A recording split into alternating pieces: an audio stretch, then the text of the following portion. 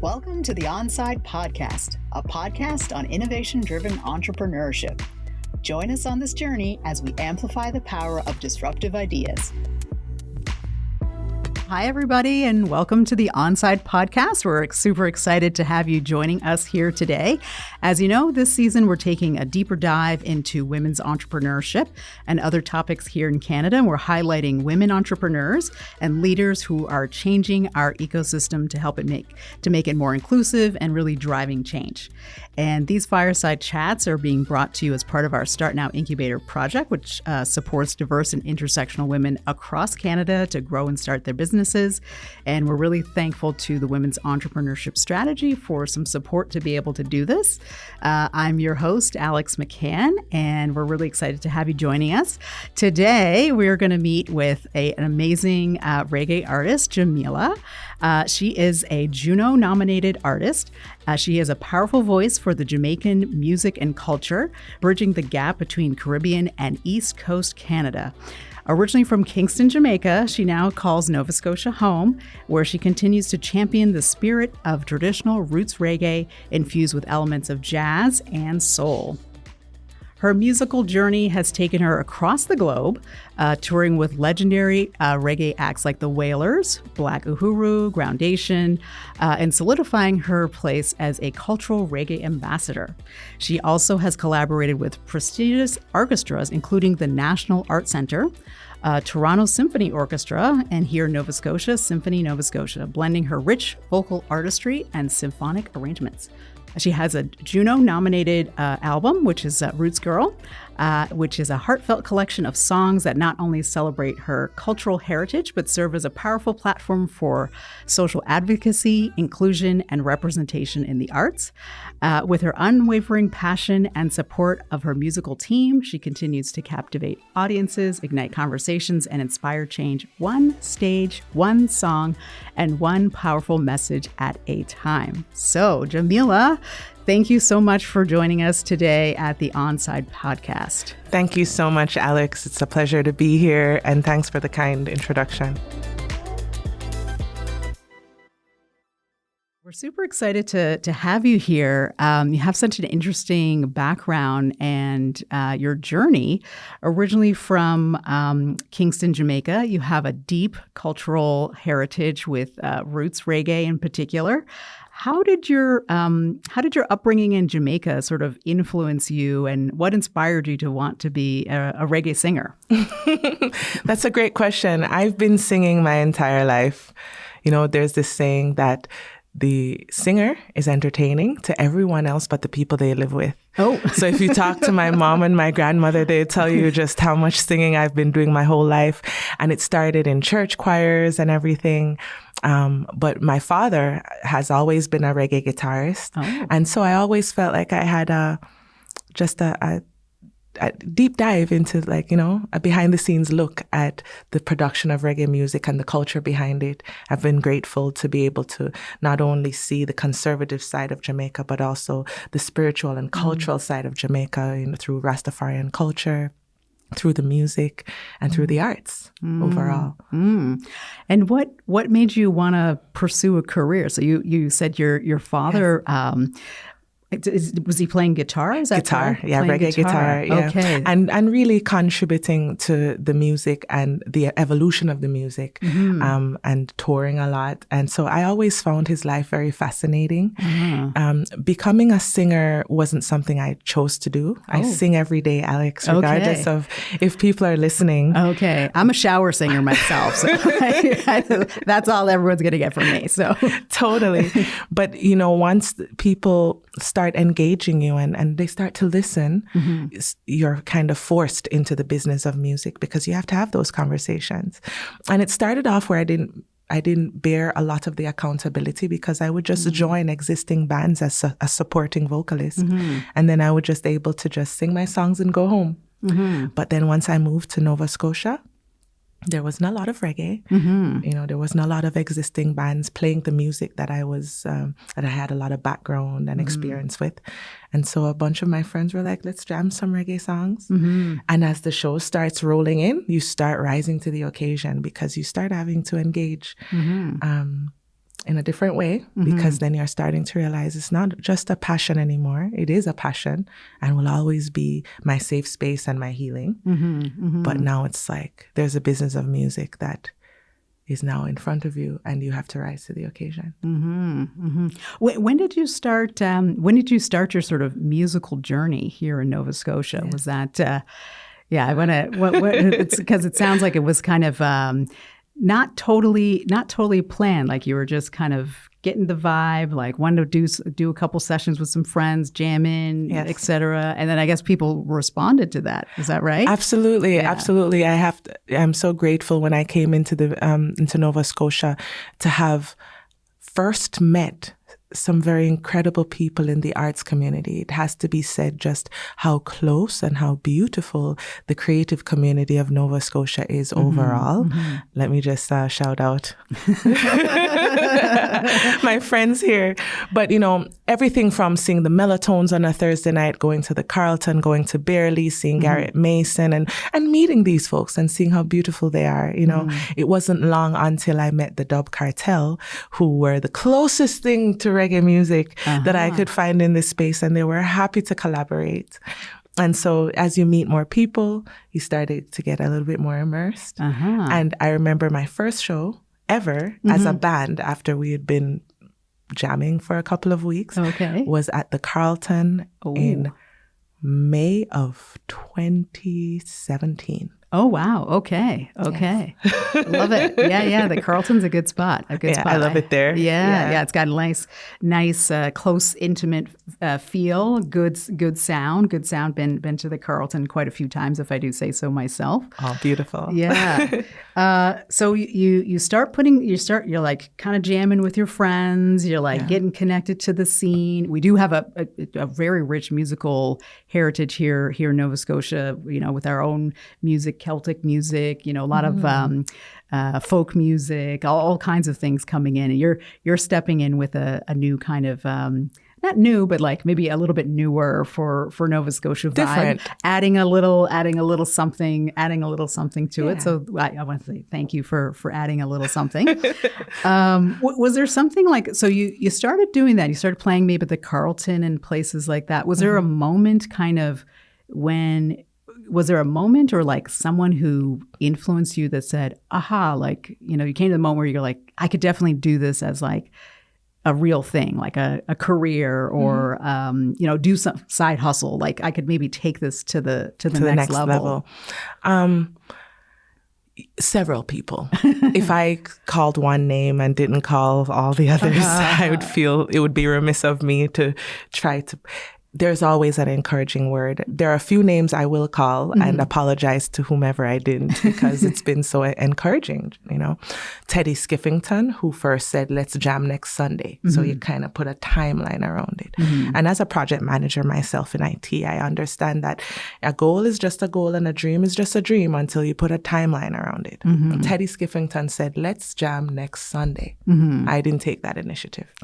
And then, I have mentors like Erin Costello, constantly telling me and showing me how to produce, especially as a strong female voice in the community too. The arts have a tendency and a history of being male dominated, especially in certain roles as it relates to production and, kind of some of the more powerful behind the scenes roles. And I'm really, really grateful for strong voices like an Erin Costello, my friend Ben Barton Krillman, my friend Richard McNeil, constantly making time for me and investing their time. It's cool to have a dream, but when other people hinge their outcomes on yours, you know what I mean? They believe. Yeah. They're pushing you a little bit. Oh, absolutely. Yeah. And it forces you to take yourself even more seriously because someone else's outcomes are also hinged to your outcomes. You have to take yourself seriously. You have to. You're like, I got to show up. Of course. Yeah. I have a band of 8. We're a band of 9, myself included, and we're all inextricably linked. Our reputation, the way we carry ourselves, our outlook, the way we prepare for the shows. we are as strong as our weakest link, and it's not lost on me that they've chosen to support me, and I have a responsibility to myself first and to them as well. Well, having seen you perform a couple of times, your band is fantastic. Thank you. You guys have like great sound, great kind of energy, yes. And it sounds like you pick them, but they also picked you. Yes. And it's interesting about people who sponsor you. We talk about that. People who push you or make space for you, but encourage you to allow you to kind of move forward. So it's so great that you were able to identify a few folks that have like done that for you. Yes. Have you been able to, the reggae scene is kind of nascent, I guess I would say. Yes. Have you been able to find other folks as well that you think need to be sponsored or helped along the way, kind of in the music arts as well, or? Yeah, that's a great question, and such a pertinent one, because I am always looking out for ways that I can help, and I will make time for whomever I can, who thinks that I have something to share. More intentionally, though, I do have a Reggae Roots educational program. It's a virtual educational program. I can't take all the credit for it.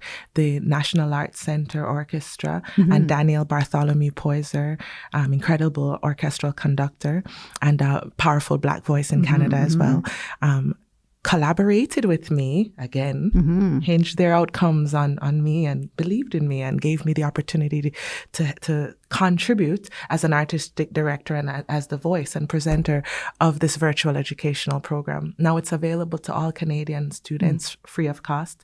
It's kind of more focused at students between ages 5 and 12, but I've presented it as a pops show to everyone of all ages, and it's been well received.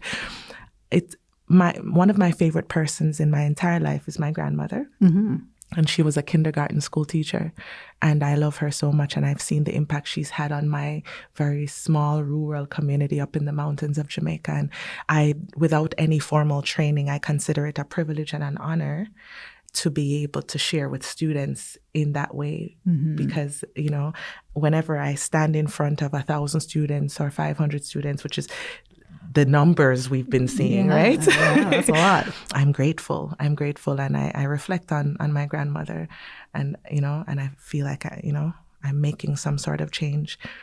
And it's the most beautiful thing, Alex, to hear the students receive it or say they had such a good time or take the time to pen a letter to me. Those are some of the most beautiful parts of my career and my journey so far. So in terms of giving back, that's kind of what I've been doing on a larger scale. And I'll make time for whomever I can. Oh, that's amazing. Well, I had a chance just to see you on YouTube. So I encourage anybody to take a listen. I saw your performance with the orchestra. Thank you. Amazing. Thank you. That's why I knew a little bit about that and some of that work. So youth is a very important aspect of what you do. So that your music as well as connection with youth are two things that are really. And I think that we see this a lot with entrepreneurs, or we see this a lot we have a lot of programs that focus on women, is giving people the opportunity to create a space, a safe space, or people don't like saying safe space anymore, as welcoming of a space as you possibly can make, where people can connect to something bigger than themselves and imagining something kind of bigger. So it sounds like that's something you're pretty passionate about in this work that you're doing with youth and all that. Absolutely. I concur. Growing up, I did not see the representation of what I've been lucky enough to stumble into. Like, I could not have fathomed it. I hadn't seen a Black Jamaican woman immigrant singing with an orchestra. I hadn't seen it. I didn't conjure it up either. Mm-hmm. But I am happy that I was given the chance to be the conduit for that and act as representation.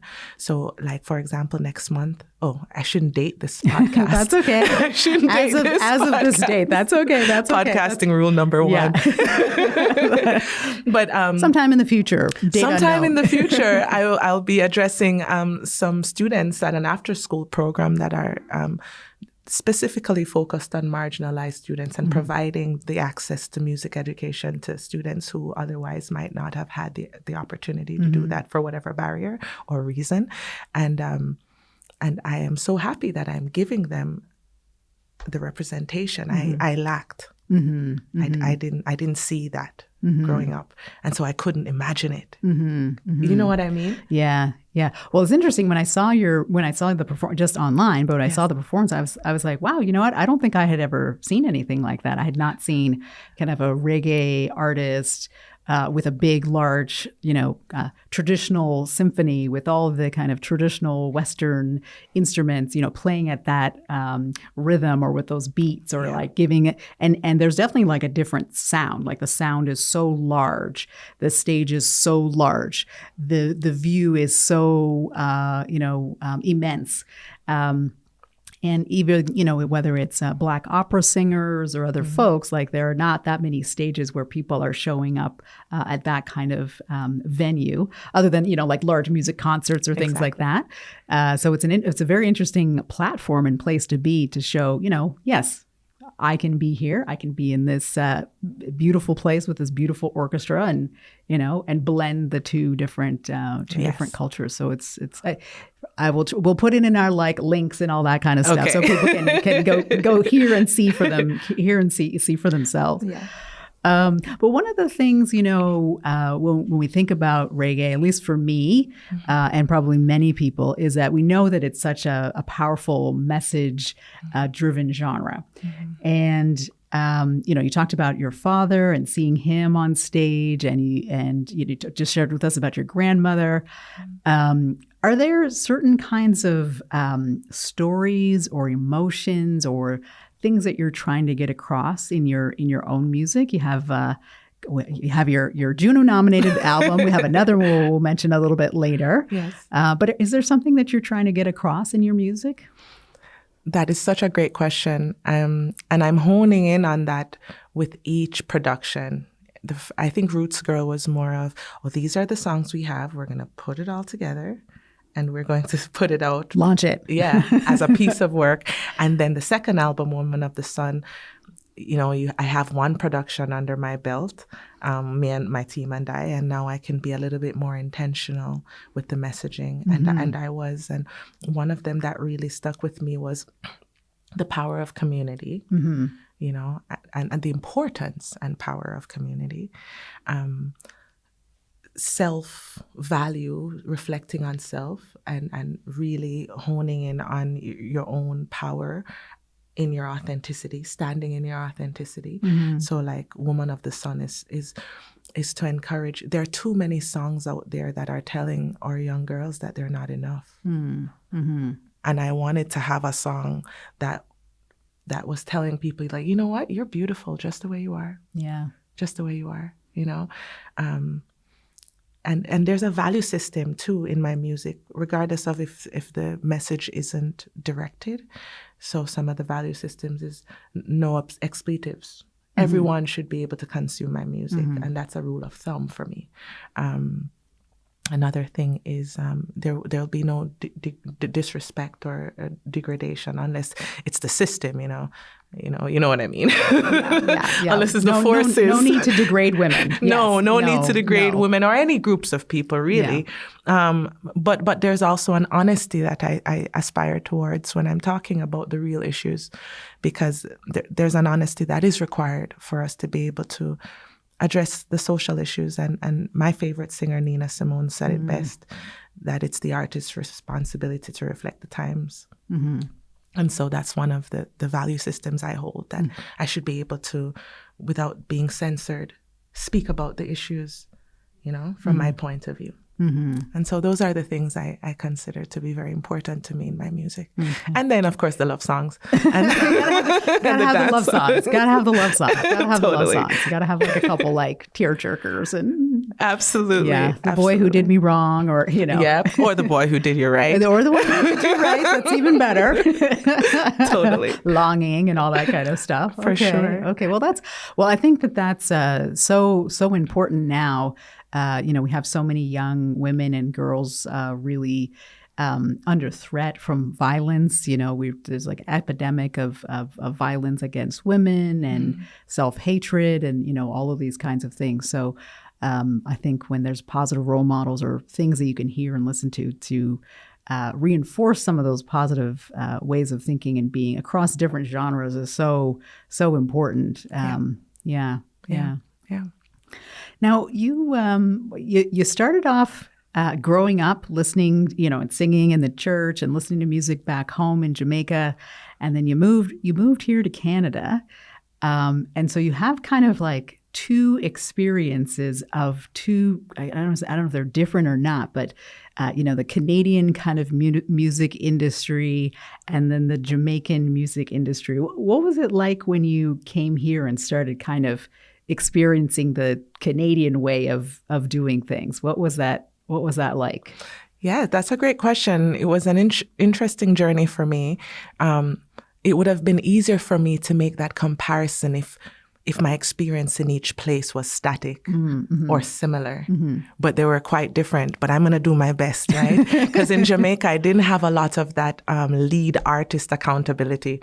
I was always a backing vocalist, but touring across the world with these bands, touring with the Wailers, touring with Groundation. So I'm constantly in this country.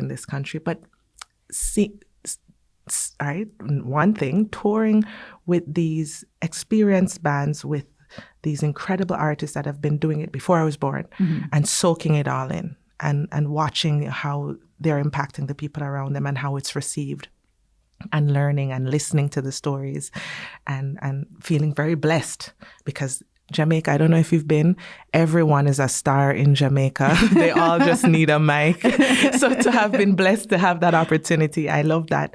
And I think that empowered me to be able to, when I came here, to take that step from the backing vocalist microphone to the lead singer microphone, because it's a short distance, but it's a big step, because it comes with a lot of accountability, a lot of responsibility. You're not just a piece of a cog in the wheel. You are the wheel,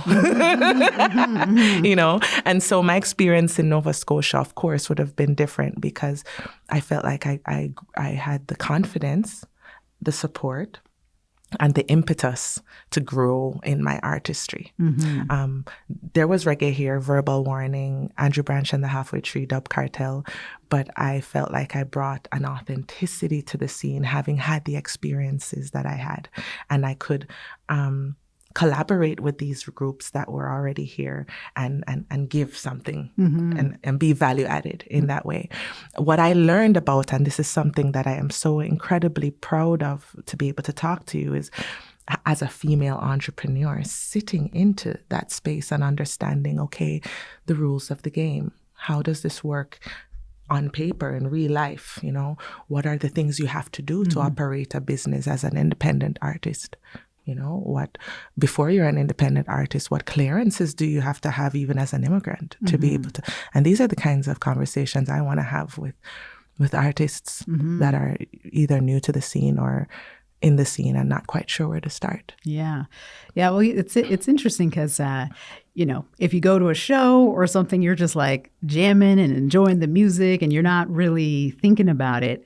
But for an artist to show up, whether they are here in Canada or especially if they're coming from somewhere else, there's a whole lot of things that have to kind of fall into place just to be able to make it so that you can be at that show. Absolutely. And what I'm hearing is when you were in Jamaica, you were more part of the group. So you could just, when you were touring, you just show up.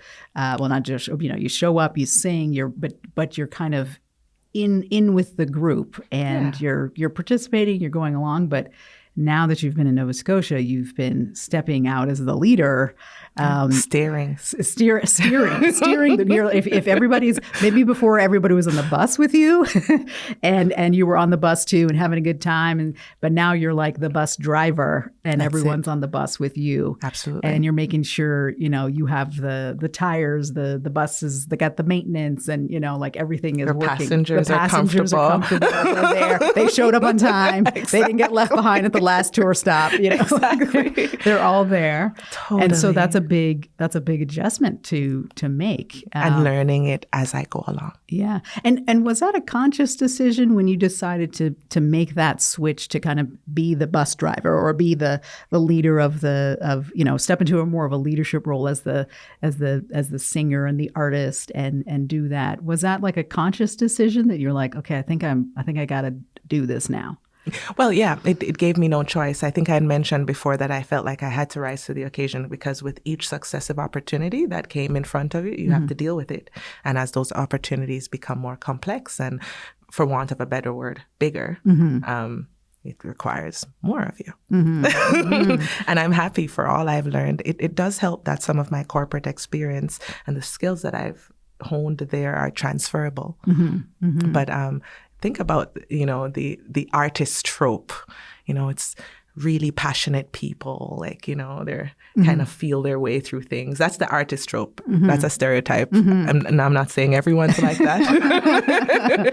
but there's two different sides of the brain at work there. Yeah. Well, you need the energy and the passion, but you also need the organizational skills. Absolutely. To show. I mean, it's kind of like maybe this is another famous trope. Is like the wonderful musician, but who never makes it to the stage. Because they got distracted or they were playing their guitar, or things like that. Absolutely. So what were some of the skills that you felt you had to learn as you decided to kind of step into this space of kind of leading and what were some of the things? So every independent artist is an entrepreneur. Yeah. So you and I both know some of the stuff, all entrepreneurs have to do. We're talking about things like registering your business, if that's what you're going to do, or if you're not registering your business, understanding what the terms are around that and making sure that your paperwork and accounts are well, having templates for your contract, understanding how you're going to engage different kinds of offers, engaging your fans. Social media is now something we can no longer ignore. It's there and it's here to stay. And so those are kinds of some of the things, soft skills, contract language, bookkeeping, accounting, having a sort of process on how you're going to engage your team. It's project management. How are you talking to your team? How often are you meeting? You know what I mean? Licensing, sync. Come on now. Showcasing, grants and funding, financing. These are the things, and they're real things. Yeah. And these are on top of writing the songs and rehearsing it and showing up on time for your sound check. So you just described all the fun things that I'm sure that every artist is like, yes, I totally want to do that. Yeah. Totally want to do that. But those are real things. They take structure. Yeah. They take structure. You will inevitably have to take a pen and a paper or open your computer and put some structure around your artistry. It must. You must. So when you started to do some of those things, the kind of like administrative things, the like not so fun things about like being an artist. Yes. You mentioned you have like a bit of a project management background. Did that help you to do that, to kind of bridge like, okay, I kind of know what, like I have this creative energy side. Yes. How did that help you? It helped me immensely, and continues to help me to this day as I find out best practices of like ways to engage your team, ways to motivate your team, different soft skills, different practices as how to, agile ways of doing things, like different, I can't say I can take it up like a cookie cutter and drop it over here, but every time a situation arises, you have now a wider pool of resources and skills from which to choose from to be able to handle each successive issue or challenge or problem that might come your way. I also have to to use this opportunity to say my team I'm so grateful for them for showing up every week on time and also honoring that this is a business as well and treating it seriously. And so, yeah, I think we feed off of each other. In good. That You way. have like good energy going. Good energy. Totally. Yeah. Okay. Totally. Well, for anyone who's an artist that's out there kind of in the music industry, are there any things that you would recommend for them to do? Like if they're maybe just kind of getting into it, like things, maybe something you wish that you had known before or, a tip or a trick or not a trick, but just like things you wish you had known. Like as a young artist, kind of like the business side of it. Of course. This is going to sound really, really simple. I'm going to give you 3 gems, if that's okay. 3. Yeah. Please. Open up a document, whether it's Excel, I am partial to Excel, or Word. Yeah. And start writing down all the live shows that you've done, when you did them, how much you got paid, stuff like that. Income, outcome. That'll help you when you're starting to do your accounting. It will be very, very helpful at the end of the year. Your songs. Who is contributing to your songs? Write them down. The name of the songs. Who played what? Because all of a sudden you have 20 songs and you don't know who contributed what. And that when in the initial stages of jamming, you're not quite sure, you're just having fun. And then your album comes out and there is, just read the history books, man. Oh, this is like, I made that beat, right? I need my 20 million. A story as old as time. Yeah. So that's 1. 2, if you're a part of a beautiful arts community like Nova Scotia, join the local arts advocacy group. So here we have Music Nova Scotia. In the Maritimes overall, we have the East Coast Music Association. If you are Black or have Black heritage, join the African Nova Scotia Music Association. They do have tools. They have basic training. Basic training will teach you how to manage things like royalties, how to seek funding, how to just life skills that every independent artist, and just the networking opportunities. You get to meet people who have all invariably had these same questions like you do starting out. So don't recreate the wheel if you don't have to. Go and meet the people and build relationships. And that's my 3rd one. Okay. Build good, solid relationships. Okay. That cannot be stressed enough. Be present. And be sincere. Yeah, that's it. Okay. I think those are good tips. Yeah, people are not a means to an end. Okay, those are excellent. Well, hopefully we'll write all those down, and get those out there into the ether. Another thing that's interesting about the business of music. So we talked a little bit about, there's the creative side, and then there's like kind of the business management side, which is not that much fun. I'm kind of a creative mind person myself, but I don't play an instrument or do anything like that, and I really. I do all the administrative stuff, but like accounting would be, I can never be an accountant. Love the accountants. You guys are amazing. Keep doing your job. Keep doing that because I can't do that. Yes. But another thing that I find interesting is, things have changed so much in the music industry. So, I actually have a great uncle. He, I call him Uncle Cat, but he played in Duke Ellington's band. No way. Yeah, that's incredible. Yeah. He was a trumpet. He played the trumpet, a high note specialist. What's his name? Cat Anderson. Cat Anderson. I'm gonna go look him up. Yeah, Cat Anderson. He's got albums and all that stuff. And I used to watch him. Like he'd come to the house and play the trumpet and do all this stuff. And my mother would tour with him when she was little. But he's my great uncle. But I think back to sort of like his time of like, being in a big band and traveling the world and, how you would make records or an album or how people would get paid. Compared to today, yes. Where, everything's on Apple Music or, I was like, do people buy albums anymore? I have a son. He's obsessed with music. He spends a ridiculous amount of money on actual albums. He was buying all of these albums. We didn't even have a record player. No way. Yeah. We had he had hundreds of dollars of records, but we didn't have, so we were like, okay. So we finally conceded and got him a record player for his birthday. So now he can listen to the music. Good for him. Yeah. He was like buying all these like old, well, not old, but like Lauryn Hill and like all this stuff. What is your son's name? Patrick. Be like Patrick, guys. Yeah. Be like Patrick. Patrick rocks. Yeah. Patrick. He's over there at the Taz Records. Like, I actually had, I got an alert on our mobile app for the banking. It was like overspending. I was, what's going on here? And he's like, I was trying to buy an album and da, da, da, da. I was like, okay, like calm down. So he and some of his friends do buy actual records. Yeah. And I think it's kind of like coming back in vogue, and people want like real tangible things. Yeah. But still, a lot of stuff is, online or, streams or, whatever. Mm-hmm.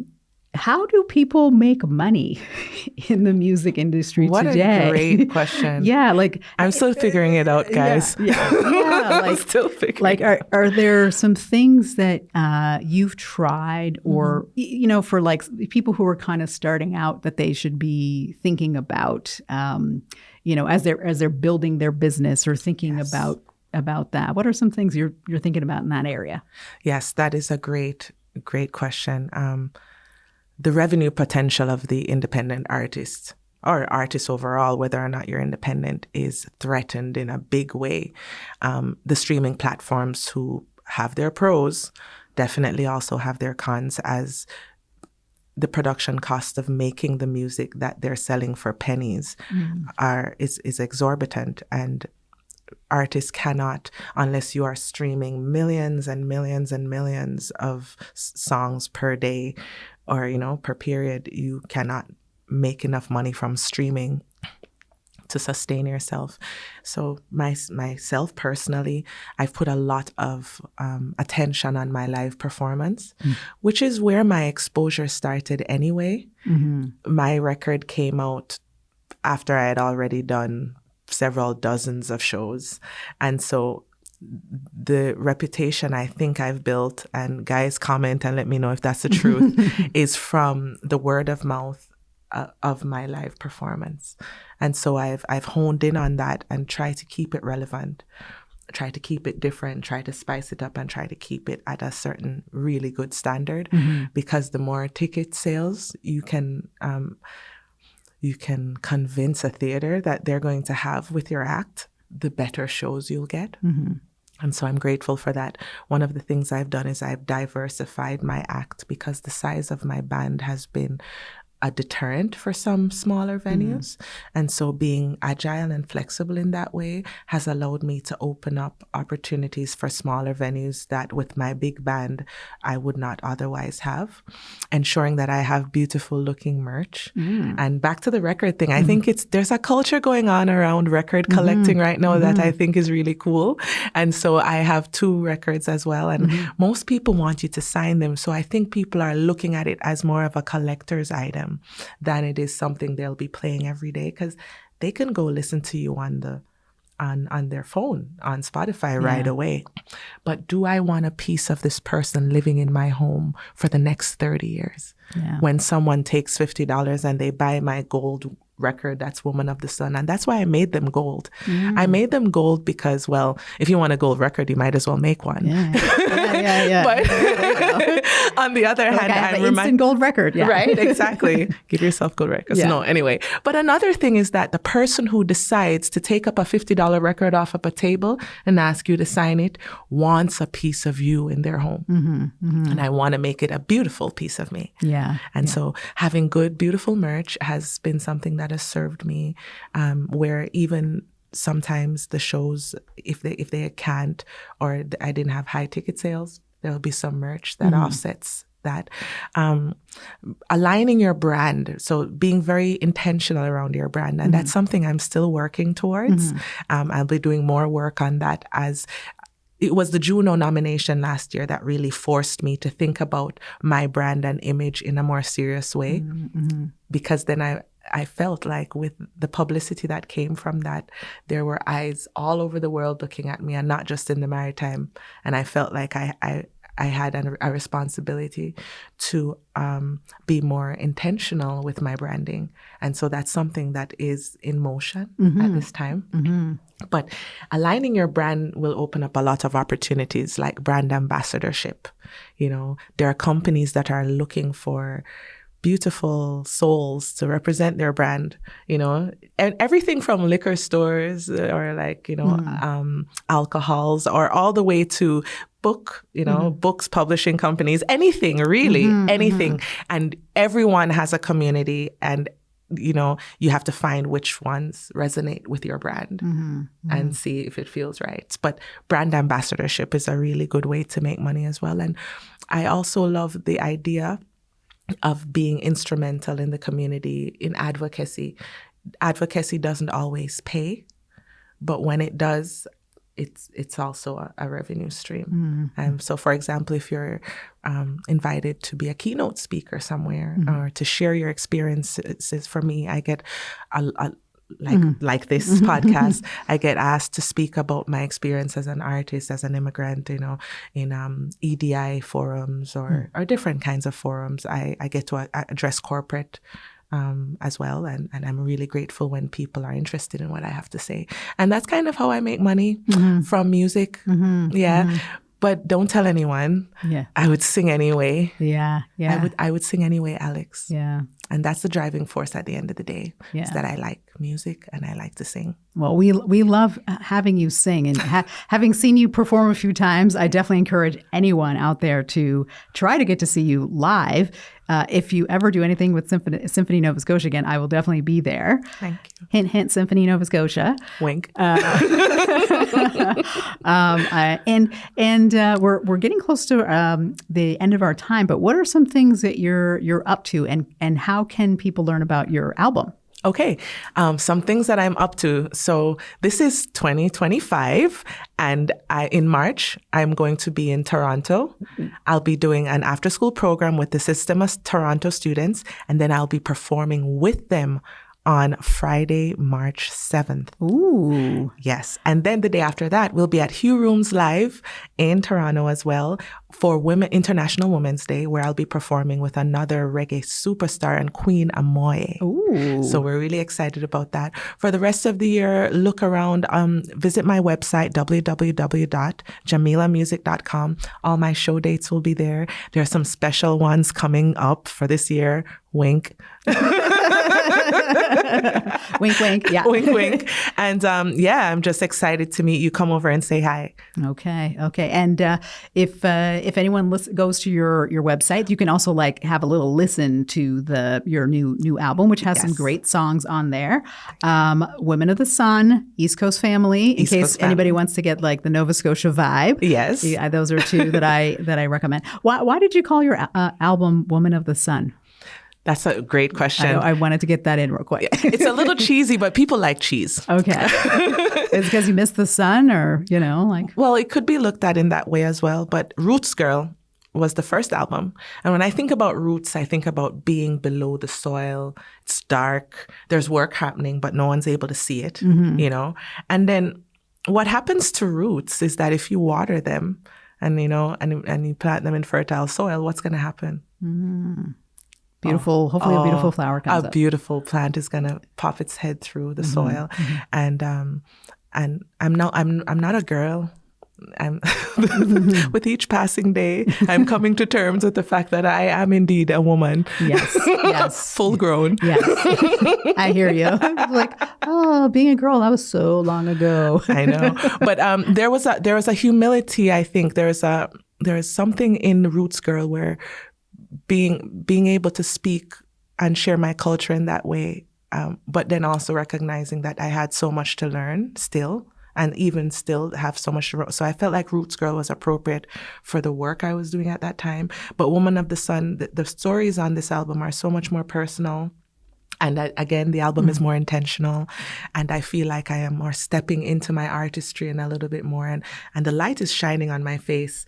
And last year, 2024 overall, was a real testament to that and my growth. And so that's why I named it Woman of the Sun. Woman of the Sun. I love it. Yeah. I love it. Well, for 2025, which is, if you're into the Chinese New Year, also the year of the snake. So I know it feels like the new year has already like gotten off to a busy start, but I know you'll have an amazing 2025. Album will do amazing in all of your shows and productions and all that stuff. So with that, I want to thank you for joining us today for the Onside Podcast. And for folks who are out there, I hope that you can like and subscribe to the podcast, give us a thumbs up, listen to Jah'Mila, and check us out. You can learn more about Onside on our website, which is onsidenow.ca. And you can also learn more about the Start Now Incubator at startnowincubator.ca. So thank you very much for coming. Thank you so much, Alex. Thank you, guys.